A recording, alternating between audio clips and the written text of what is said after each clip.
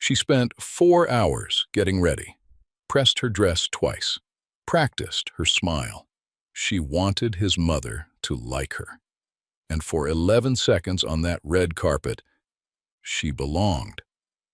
Then Gloria grabbed her arm, pulled her aside, and said 3 words. Everything changed. If you've ever watched someone you love choose pride over people, this story is going to stay with you long after it ends. Go ahead and hit that subscribe button, because this channel tells the stories nobody else has the courage to tell. Now, before we get to why Marcus pulled up in a Rolls-Royce that wasn't even his, before we get to the 3 words Gloria whispered on that red carpet, you need to understand what Denise walked into. And more importantly, what Gloria saw when she looked at her. The Henderson Charity Gala was Gloria's crown. 14 years running, every spring, the biggest names in Atlanta's black elite showed up to the rooftop of the Meridian Grand Hotel and wrote checks with too many zeros. Gloria planned every detail herself: the lighting, the menu, the guest list. She'd built her event planning empire from a folding table in her cousin's garage, and she never let anybody forget it. Her son Marcus was supposed to be the next chapter.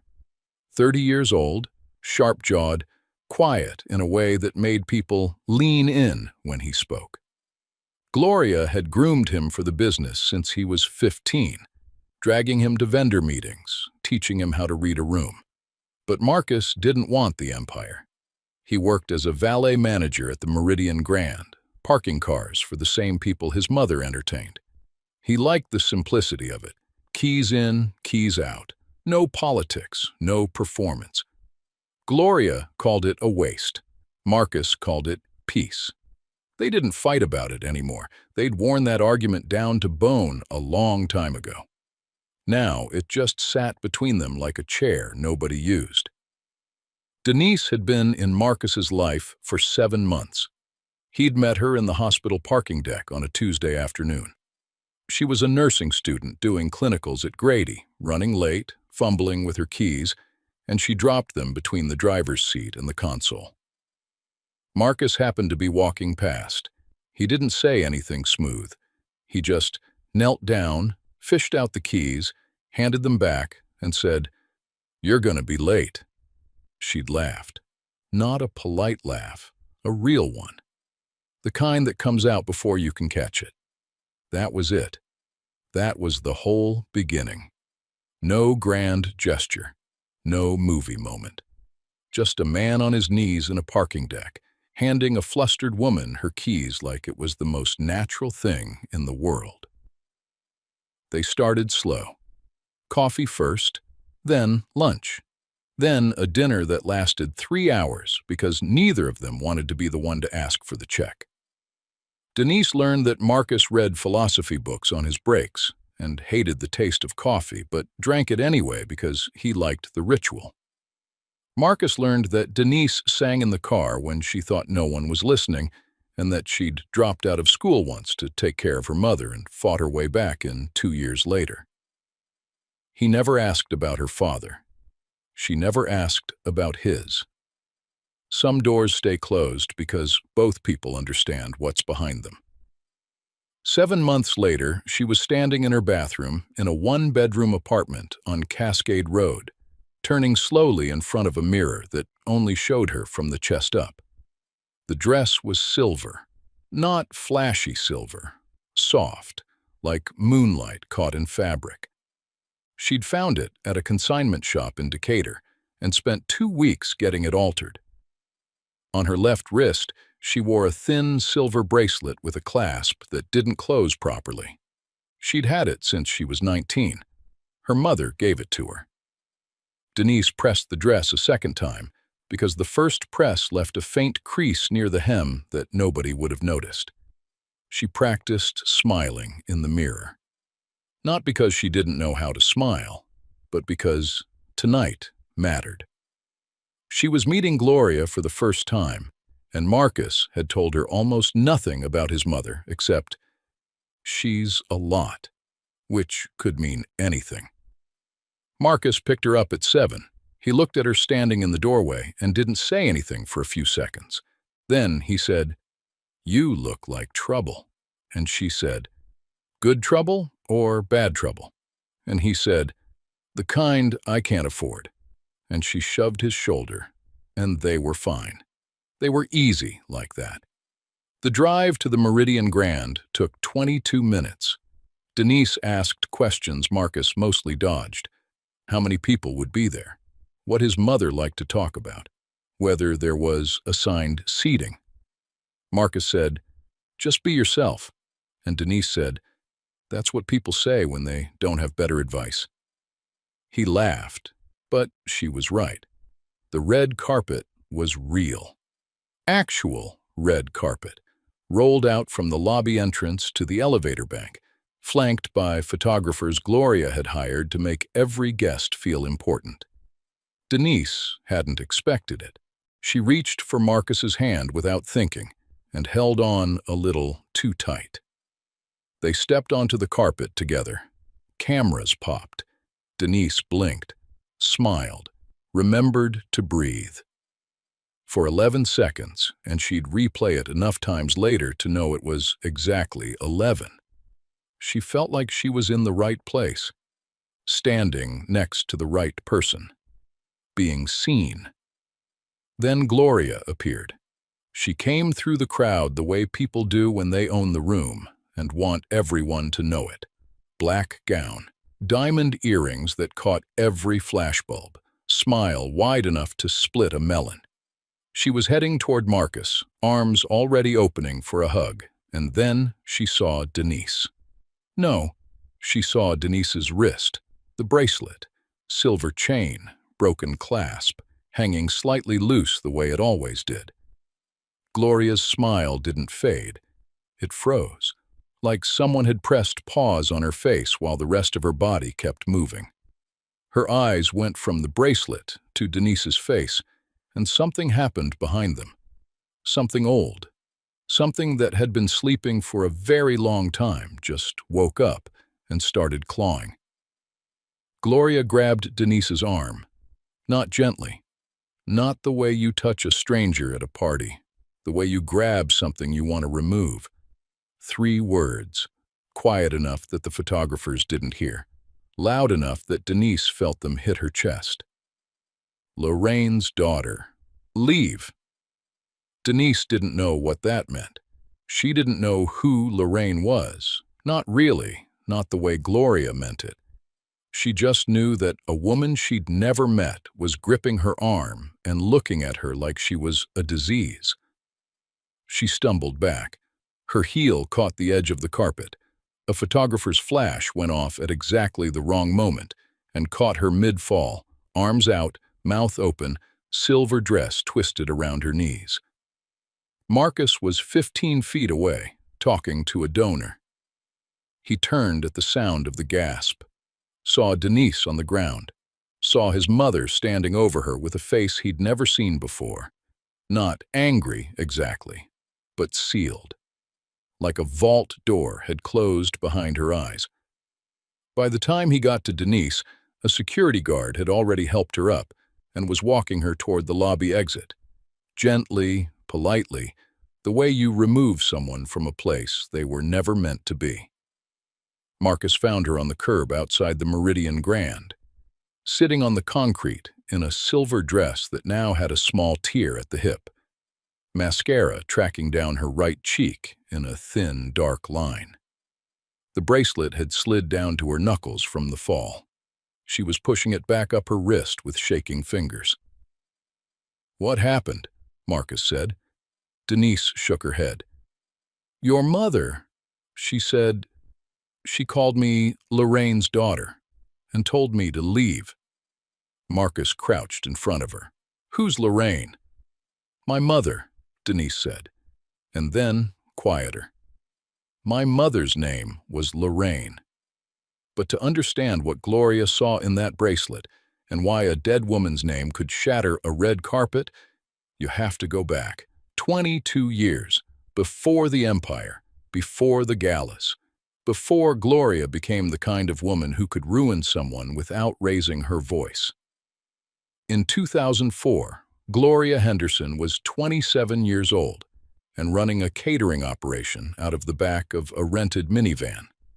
She couldn't afford a commercial kitchen, so she cooked in her apartment and prayed the landlord didn't smell the jerk chicken at 2 in the morning.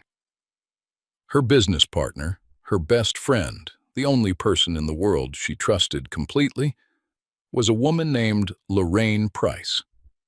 They'd met in college, Spelman, freshman orientation. Lorraine was the kind of person who made everything feel possible. She could walk into a room full of strangers and leave with 3 new friends and a business opportunity. Gloria was the opposite, quiet, strategic, always calculating. Lorraine brought the charm. Gloria brought the plan. Together, they were the kind of partnership people either admired or envied. After college, they pooled their savings, $1,100 between them, and started a catering company called Twofold. The name was Lorraine's idea. Gloria wanted something more professional, but Lorraine said, "We're better together than apart. That's the whole point."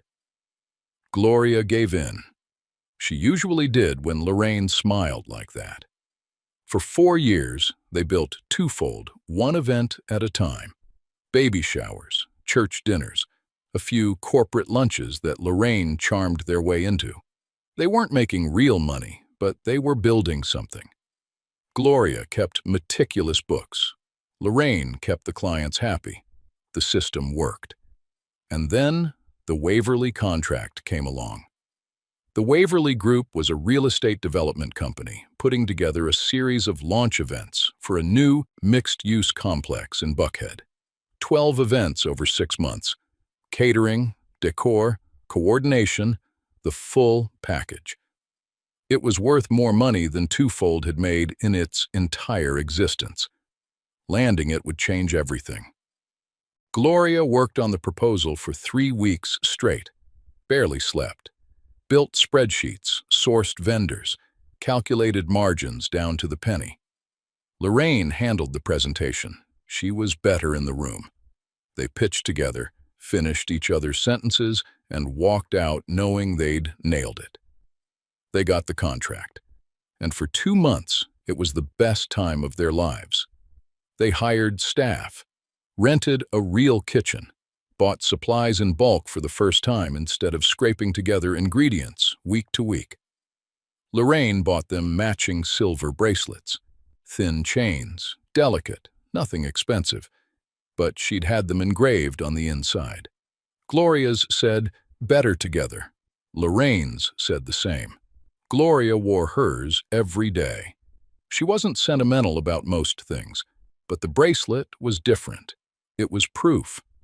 Proof that the years of minivan catering and 2 a.m. cooking and begging venues for a chance had led somewhere. That they'd built this. That they'd built it together. Then Gloria found the invoice. It was a Thursday. She was reconciling accounts. Something she did every week, same day, same time, because that's who she was. And there it was. A payment from the Waverly Group to a separate account, not the Twofold account, a personal account, in Lorraine's name, $14,000. The memo line said, "Consulting fee." Gloria sat with it for 2 days before she said anything. She wanted to be wrong. She checked the records twice, 3 times, hoping she'd misread a number. She hadn't. When she confronted Lorraine, it happened in the kitchen. The rented kitchen they'd been so proud of. Lorraine was prepping for an event, dicing onions, and Gloria laid the invoice on the counter between them like a weapon. "What is this?" Lorraine looked at it, didn't flinch, didn't deny it. She said, "They offered it to me directly, for the design work I did on the decor concepts. It wasn't company work, Gloria. It was mine." "Nothing is yours," Gloria said. "We're partners. Everything goes through Twofold. I designed those concepts on my own time, at my kitchen table, with my ideas. Lorraine's voice was steady, but her hands had stopped moving. I didn't steal from you. I earned something, and I kept it. You kept it secret, because I knew you'd react exactly like this. The argument lasted 40 minutes and covered ground that had nothing to do with money. It went to every unspoken resentment, every swallowed frustration, every time one of them had felt small next to the other. Gloria said Lorraine coasted on charm while she did the real work. Lorraine said Gloria treated the business like a dictatorship and left no room for anyone else to breathe. "You don't even see me," Lorraine said at one point, and her voice cracked on the word see, and Gloria almost stopped, almost heard what Lorraine was actually saying underneath the words.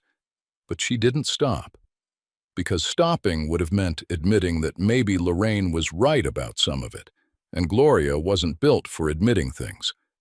Not then. Not yet. At some point, and Gloria would never be sure exactly when or how, she grabbed Lorraine's wrist. Whether she was reaching for her or trying to stop her from walking away, it didn't matter. Her hand closed around the bracelet. Lorraine pulled back. The clasp snapped. The bracelet fell onto the counter between the onions and the invoice. Lorraine looked at it, looked at Gloria, and whatever was still holding them together broke with it. Lorraine left that night, took her personal things from the kitchen, didn't take a single client file, a single recipe, a single contact. She left clean, which almost made it worse, because it meant she didn't think twofold was worth fighting for. Gloria kept the bracelet. She didn't know why. It sat in a drawer in her apartment, then in a drawer in her first real office, then in a drawer in the house she eventually bought when the business, rebranded, reimagined, rebuilt from scratch, became an empire. She never wore it again, but she never threw it away. She told herself the story simply. Lorraine betrayed her. Lorraine took money behind her back. Lorraine chose herself over the partnership. And all of that was true. But it wasn't the whole truth, and somewhere in the drawer with the bracelet, Gloria kept that knowledge too. After Twofold ended, Lorraine tried to start over. She took small jobs, freelance event decorating mostly, weddings, birthday parties, the kind of work that paid enough to survive but never enough to build. She was good at it. People liked her. But she didn't have Gloria's discipline, Gloria's obsession with systems and growth. She was the kind of person who could make something beautiful, but couldn't make it scale. She had Denise 3 years after the split. The father was a man named Warren, who stuck around for 18 months and then didn't. Lorraine raised Denise alone in a 2-bedroom apartment in College Park, worked 3 jobs some years, took the bus when the car broke down, wore the same coat 3 winters running because Denise needed new school shoes, and school shoes won every time. She never asked Gloria for anything. Never spoke Gloria's name in front of her daughter, except once. Denise was 9 years old and had come home from school with a project about friendship.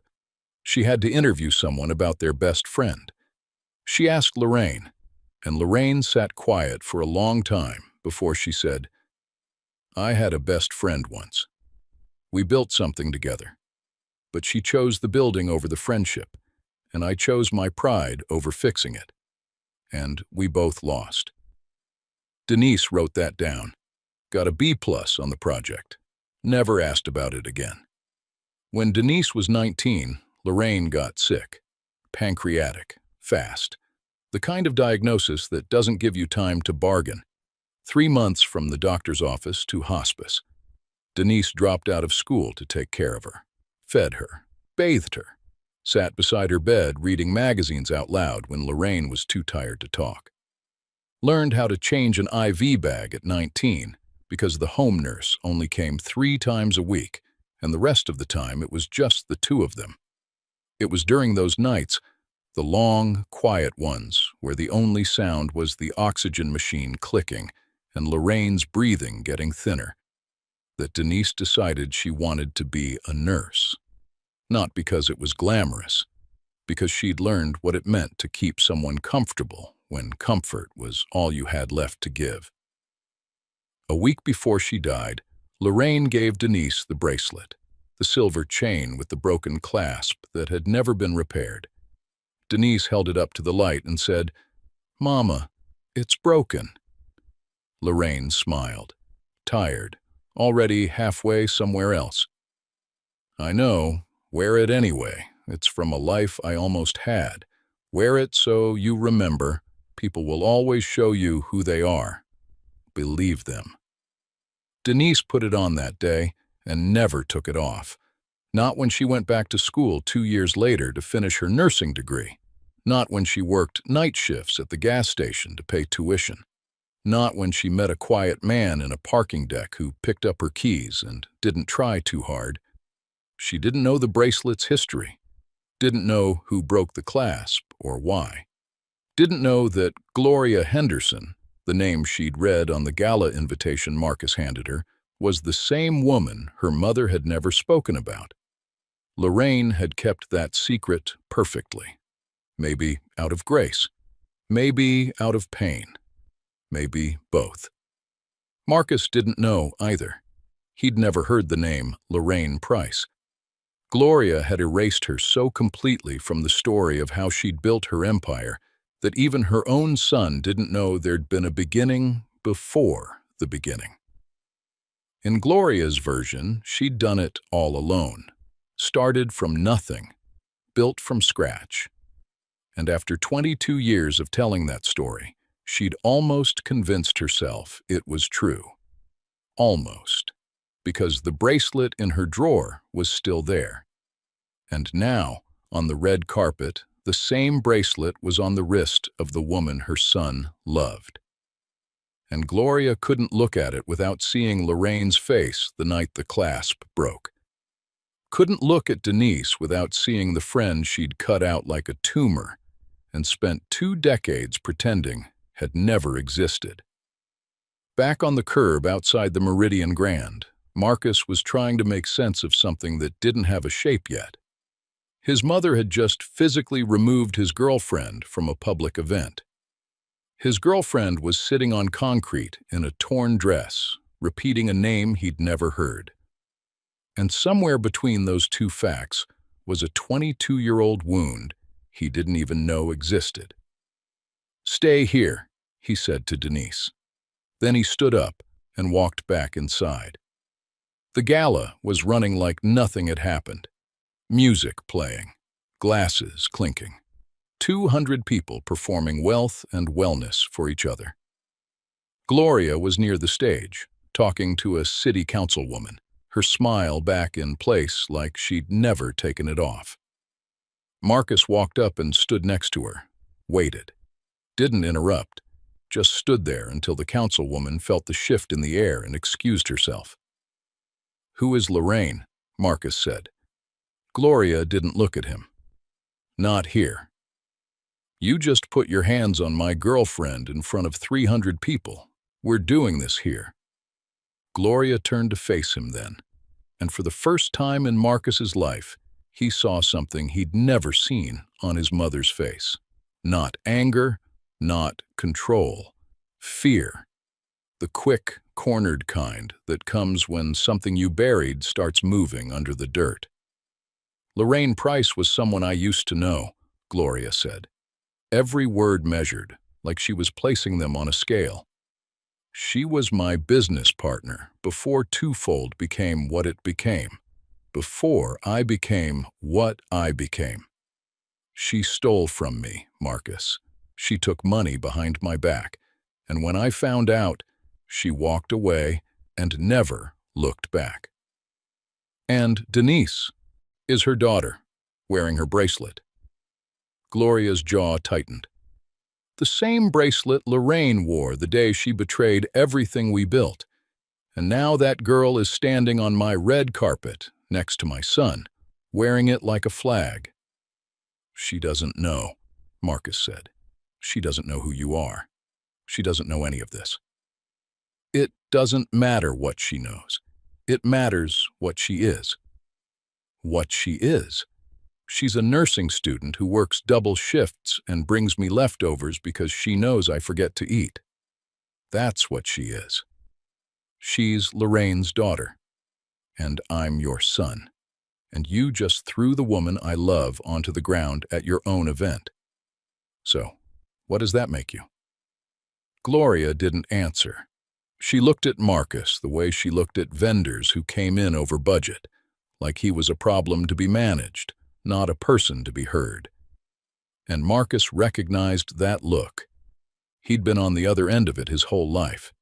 He'd just never named it until now. He turned and walked away, not toward the exit, not toward Denise, toward the valet stand. The valet stand at the Meridian Grand was his territory. 4 years he'd worked there, and he knew every key on the board, every car in the lot, every scratch and dent and squeaky brake. He also knew that in spot number 7, on the first sublevel, sat a midnight black Rolls-Royce Phantom that belonged to a real estate developer named Clifton, who was currently upstairs on his 3rd glass of champagne and wouldn't be leaving for hours. Marcus didn't think about what he was doing. Or maybe he did. Maybe some part of him was thinking very clearly, while the rest of him operated on something older than thought. He took the keys from the board, walked down to sublevel 1, got in the car. The leather smelled like money and cologne. He adjusted the seat, started the engine, and drove up the ramp and around the building to the front entrance. He parked the Rolls-Royce directly in front of the red carpet, left the engine running, got out, walked past the photographers, who were already raising their cameras, already sensing that something was happening, and went to Denise. She was still on the curb, still pushing the bracelet back up her wrist. She looked up at him, and her face was the face of someone who was trying very hard not to break in a public place. "What are you doing?" she said. Marcus held out his hand. "Stand up." "What is that?" She was looking past him at the Rolls-Royce idling on the curb. "It's not mine," he said. "I'm probably going to get fired for this." "Then why?" "Because she needs to see it." He nodded toward the building, toward the gala, toward Gloria. "She speaks one language. This is it. Appearances, symbols.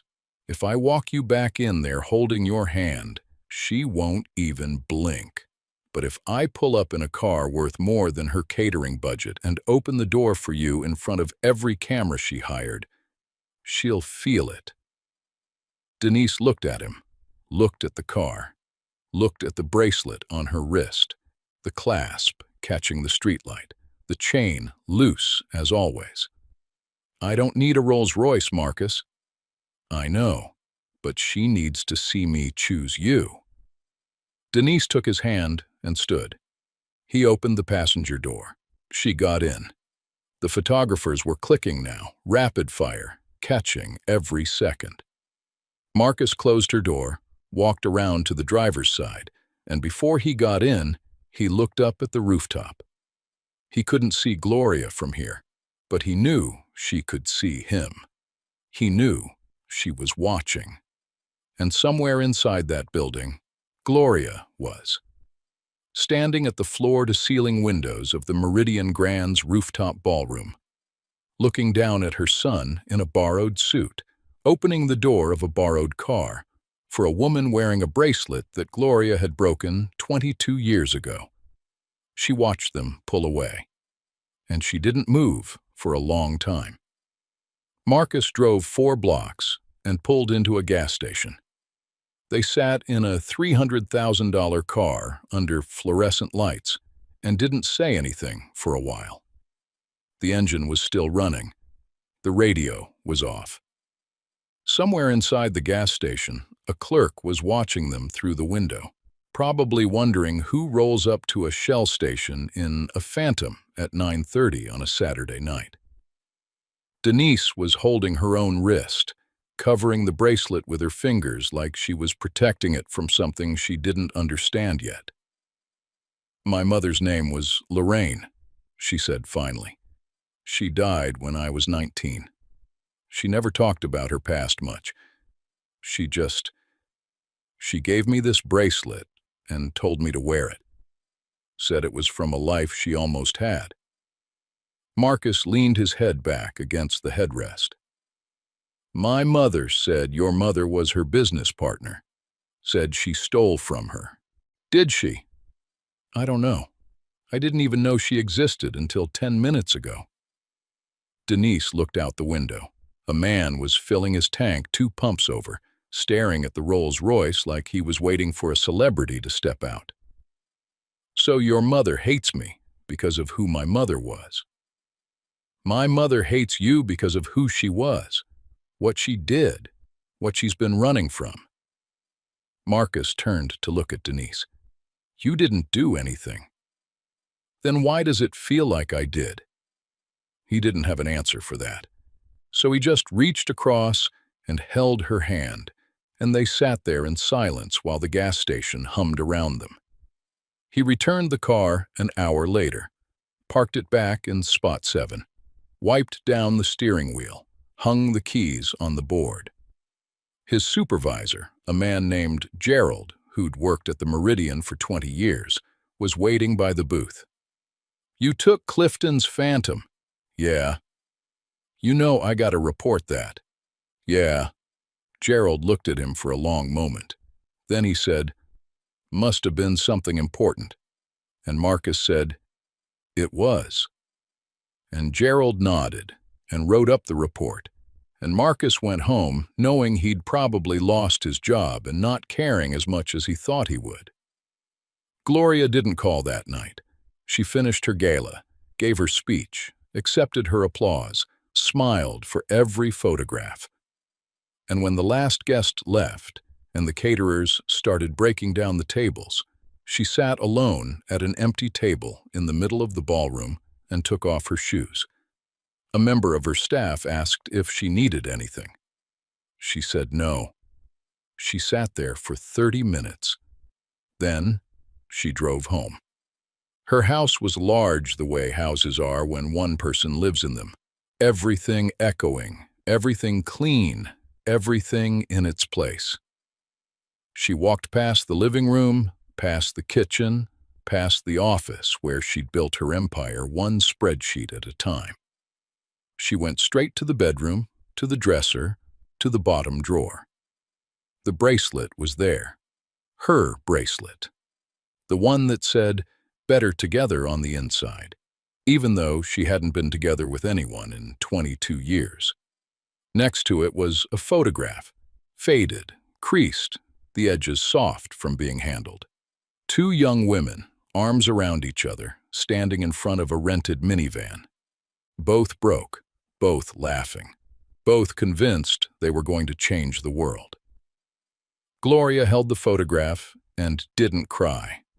She wasn't the crying kind. But something moved in her chest, something heavy and old that had been sitting in the same position for so long she'd forgotten it was there. Like furniture you stop noticing until someone asks you to move. 3 days passed. Marcus didn't call. Gloria didn't call. The silence between them was different from the usual silence. The usual silence was comfortable. 2 people who'd said everything they needed to say. This silence was a wall, and both of them knew someone had to be the first to walk through it. Marcus spent those 3 days replaying the night in his head. Not the Rolls-Royce part, that felt right, even if it was reckless. The part that stayed with him was Denise's face when she said, "Why does it feel like I did?" Because she was carrying guilt for something she hadn't done, and that's a weight that bends people if you don't lift it off them in time. On the fourth day, Gloria did something she hadn't done in 22 years. She looked up Lorraine Price. Not on social media. Lorraine had never been on social media. She searched obituaries, found it in 3 clicks. Lorraine Marie Price, age 46, survived by her daughter Denise Marie Price. Service held at New Covenant Baptist Church, College Park, Georgia. Gloria read the obituary twice. It was short, 4 sentences. No mention of twofold, no mention of Gloria, no mention of the Waverly contract or the broken bracelet or the $14,000 that had ended a friendship and reshaped 2 lives. Just a woman who lived, who had a daughter, who died. She drove to the cemetery the next morning, found the grave after 20 minutes of walking rows. Simple headstone, Lorraine's name, the dates. Nothing else. Gloria didn't kneel, didn't pray. She wasn't sure she believed in that.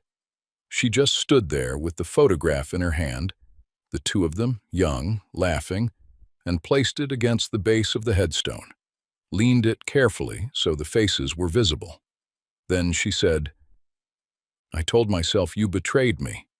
Maybe you did. But I burned down everything else to make sure I never had to ask if I was wrong." Nobody heard her.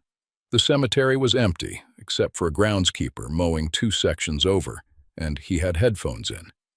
She stood there for 10 more minutes. Then she left. That evening, she called Marcus. He almost didn't answer. Let it ring 4 times, then picked up. Marcus. Silence. "I'm not going to say sorry," Gloria said. "Not because I'm not, but because sorry doesn't cover it, and I'm tired of using words that are too small for what I did." More silence. Then Marcus said, "What do you want?" "Tell Denise I knew her mother, and I wasn't good to her." Marcus waited. "That's it?" "For now. That's all I can carry right now." He hung up, but he told Denise, sat across from her at her kitchen table, and repeated what Gloria said, word for word, because he knew the words mattered, and he didn't want to soften them. Denise listened, touched the bracelet, ran her thumb along the chain where the clasp was broken, and she said, "She broke it. Your mother broke this bracelet." Not a question. Something shifting into place. A piece of her mother's history filling a space that had always been empty. "Will you see her?" Marcus asked. "I don't know." "You don't have to." "I know I don't have to. I'm trying to figure out if I want to." It took her 2 weeks, 14 days of turning it over, holding the bracelet up to the light, trying to hear her mother's voice in the metal. Then she told Marcus she was ready. He brought her to Gloria's house on a Sunday afternoon. The house was too clean, the way a place gets when someone spends the morning stress cleaning, because they don't know what else to do with their hands. Gloria opened the door. She was wearing a simple blouse and slacks. No diamonds, no armor. The 3 of them sat in Gloria's living room. Nobody spoke for almost a full minute. Gloria's eyes went to the bracelet on Denise's wrist, and Denise saw her looking, and neither of them pretended it wasn't the reason they were all there. "Your mother gave that to you," Gloria said, "before she died." "I broke it," Gloria said. 22 years ago. I grabbed her wrist during an argument, and the clasp snapped." She paused. "We had matching ones. She bought them when we landed our first big contract.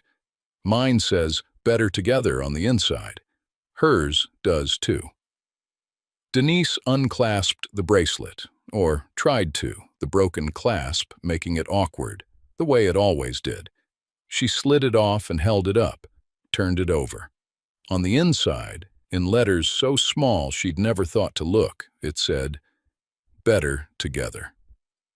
She'd been wearing her mother's history on her wrist for 9 years and never knew. "What happened between you and my mother?" Denise asked. Not angry, not accusing, just a daughter trying to understand a story she'd been given only the prologue to. So Gloria told her. All of it. The catering company, the Waverly contract, the $14,000, the argument in the kitchen, the bracelet breaking, Lorraine walking out. She didn't rush through it. She told it the way you tell a story you've been carrying for so long that the weight of it has reshaped your spine. Slowly, carefully. Like setting down something heavy on a table you're not sure can hold it. She told it straight, didn't pretty it up, didn't make herself the hero. When she got to the part about cutting Lorraine out, she said, "I told everyone she betrayed me. And she did take money without telling me. That part's true. But what I did after, erasing her, pretending she never existed, building my whole story around being self-made when we made ourselves together, that was worse. What she took was $14,000. What I took was her whole existence." Denise listened to every word. Her eyes stayed dry. She was her mother's daughter in that way. She processed grief inward, not outward. When Gloria finished, Denise said, "My mother told me once that she had a best friend who chose the building over the friendship, and she chose her pride over fixing it. She said they both lost."